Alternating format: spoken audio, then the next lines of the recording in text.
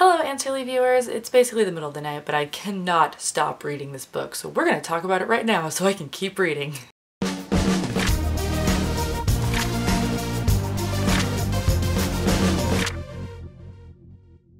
Alright, chapters 9 through 16.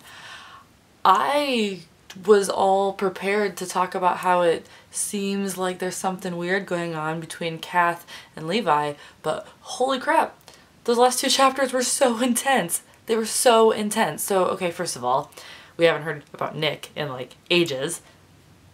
So that's out of the picture apparently for now. But all of the tension that was slowly building between Kath and Levi, I just loved it. I loved how it started so small that you didn't even notice it. Obviously this book is from Kath's point of view and she didn't even consider that this is something that could be happening.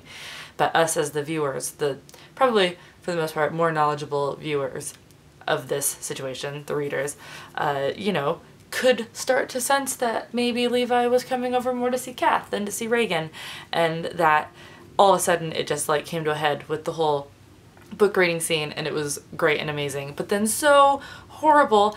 Again, I am so sorry that I stopped us at chapter 16. I have a knack for picking crazy chapters to end on, because it ends with Kath walking into the party and seeing Levi kissing another girl. What? Levi, no! So I don't know what's gonna happen next, but I'm gonna immediately go start reading after this video because I need to know.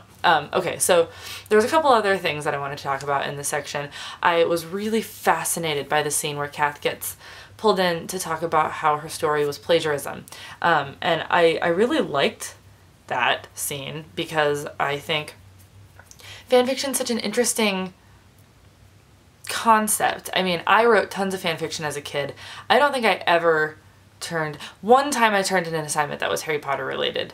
One time. But it was pretty fitting. We had to write a letter to the editor as if we were a person alive during the Holocaust. And we had to write a letter to the editor about this thing that was going on. Super weird assignment. But I wrote it from the point of view of a wizard who was writing to the Daily Prophet about how the Muggles were copying Voldemort and the Death Eaters. Anyway, I thought that was like a pretty relevant school assignment that had to do with Harry Potter, but I never even considered turning in fanfiction because fanfiction to me was like a secret, like private hobby and was more practice for me. I mean, I wrote lots of stories and I was proud of them and I shared them with people online, but it was still like, as a writer, it was still like practice. So I think, yeah, she was a little naive to do that for a fiction writing class, but I definitely think that plagiarism is much too strong a word for what Kath did, and it's really interesting to see the point of view of a teacher who just totally doesn't get it. Maybe I just wasn't reading it very closely, but I did not totally get that Simon and Baz didn't like each other, that they were like mortal enemies in the first part of this book, and it's just so much more apparent now that they're supposed to be kind of like a Draco and Harry foil. Especially there was that scene where Simon just knew Baz was up to something and couldn't let it go, and that was so Harry and Draco with the room of requirement. It was just like, I know that it's supposed to be its own story or whatever, and even more weird, they referenced Harry Potter in this book, and so it's been like really crazy for my brain to grasp that Simon Snow exists in a world where there's also Harry Potter, because there's so many similarities.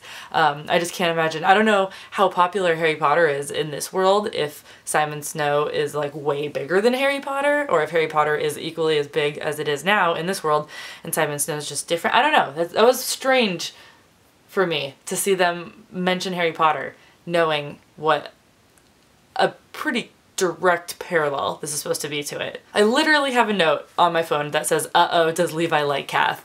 Well, that's out the window. Just one more thing that I wanted to talk about from this section. There were a couple of quotes that I really like. One of them was, "You can stay in this world you love, as long as you keep thinking of new stories." And the other one was, "So if you don't want the books to be over, you could just keep reading Simon Snow stories forever online."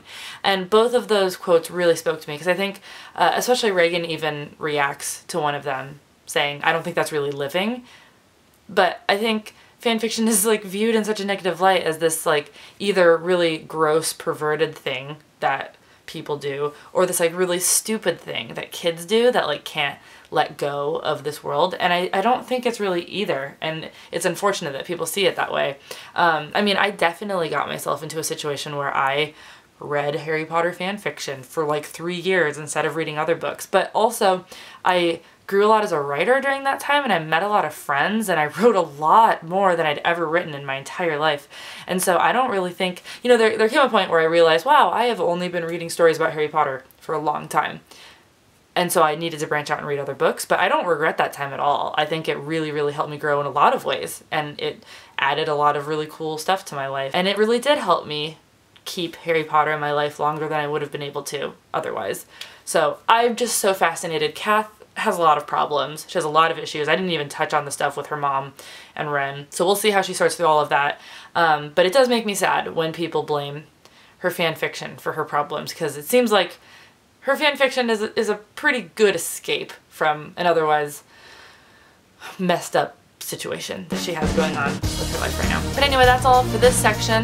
Let me know your thoughts on any of this stuff below, or since we didn't talk about her mom or Ren, let me know your thoughts on that from this section. I'm looking up what chapters we need to read next time because I don't have it memorized. Let me see. Here we go.